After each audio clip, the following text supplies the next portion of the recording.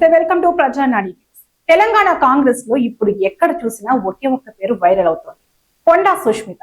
ఆమె చేసిన వివాదాస్పద వ్యాఖ్యలతో కాంగ్రెస్ పార్టీలో పెద్ద దుమారమే రేగింది. సోషల్ మీడియాలో ఆమె పేరు హాట్ టాపిక్ గా మారింది. అసలు కొండా సుష్మిత ఎందుకు ఇలా మాట్లాడుతున్నారు, ఆమె ఆగ్రహం వెనుక అసలు కారణం ఏంటి అని ఆరా తీస్తే సంచలన చరిత్ర బయటకు వచ్చింది.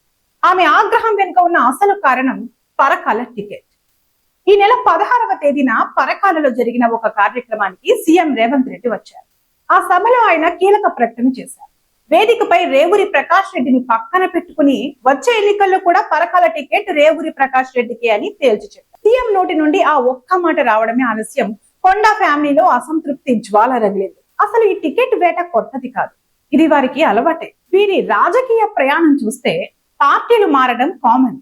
మొదట్లో కాంగ్రెస్ లో ఉన్నారు, ఆ తర్వాత కాంగ్రెస్ ను వీడి వైఎస్ఆర్ కాంగ్రెస్ లోకి వెళ్లారు. వైఎస్ఆర్ కాంగ్రెస్ నుండి మళ్లీ కాంగ్రెస్ లోకి వచ్చారు. కాంగ్రెస్ నుండి బీఆర్ఎస్ లోకి వెళ్లారు. బీఆర్ఎస్ నుండి మళ్లీ కాంగ్రెస్ లో, అంటే కాంగ్రెస్ నుండి వైఎస్ఆర్ కాంగ్రెస్ కి, వైఎస్ఆర్ కాంగ్రెస్ నుండి మళ్లీ కాంగ్రెస్ కి, కాంగ్రెస్ నుండి బీఆర్ఎస్ కి, బీఆర్ఎస్ నుండి మళ్లీ కాంగ్రెస్ కి. 4 సార్లు పార్టీలు మారిన కూతురు సుష్మితకు ఎమ్మెల్యే టికెట్ కావాలనే పట్టుదల మాత్రం ఎక్కడా మారలేదు. ఇక్కడే అసలు ట్విస్ట్ ఉంది. అప్పుడు బీఆర్ఎస్ లో ఉన్న క్రమంలో కూడా వారు ఇలానే చేశారు. అప్పుడు భూపాలపల్లిలో సిట్టింగ్ ఎమ్మెల్యేగా సిరికొండ మధుసూదనాచారి ఉన్నారు. ఆయన అప్పటి స్పీకర్ కూడా.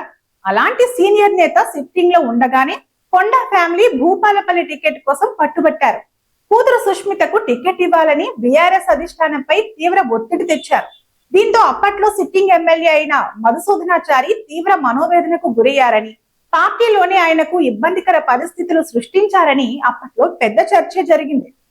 సిట్టింగ్ ఎమ్మెల్యే ఉన్న చోటే టికెట్ కోసం వేధించిన చరిత్ర వారిది. అప్పుడు భూపాలపల్లిలో మధుసూదనాచారిని టార్గెట్ చేశారు. ఇప్పుడు పరకాలలో రేవూరి ప్రకాష్ రెడ్డిని టార్గెట్ చేస్తున్నారు. స్టోరీ సేమ్, స్థానం మాత్రమే మారింది. భూపాలపల్లి కుదరకపోవడంతో ఇప్పుడు పరకాలను టార్గెట్ చేశారు. అందుకే కొండా సుష్మిత తన ఇన్స్టాగ్రామ్ లో ఏకంగా ఆస్పైరింగ్ ఎమ్మెల్యే పరకాల అని పెట్టుకుని ప్రచారం మొదలు పెట్టారు. ఇలాంటి సమయంలో సీఎం వచ్చి టికెట్ రేవూరికి అని చెప్పడంతో వారి ప్లాన్ మొత్తం బెడిసికొట్టింది. ఆ ఫ్రస్ట్రేషన్ తోనే ఇలాంటి వైరల్ వ్యాఖ్యలు చేస్తున్నారని తెలుస్తోంది. ఇప్పుడు పరకాలలో మళ్ళీ అదే సీన్ రిపీట్ అవుతోంది. అప్పుడు భూపాలపల్లిలో మధుసూదనాచారికి ఎదురైన పరిస్థితే ఇప్పుడు పరకాలలో రేవూరి ప్రకాష్ రెడ్డికి ఎదురవుతోందా అనేది చర్చనీయాంశంగా మారింది. మరి చివరికి ఏం జరుగుతుంది? సీఎం మాట నిలబడుతుందా, లేక కొండా ఫ్యామిలీ మరోసారి తమ పాత పద్ధతిని కొనసాగిస్తుందా?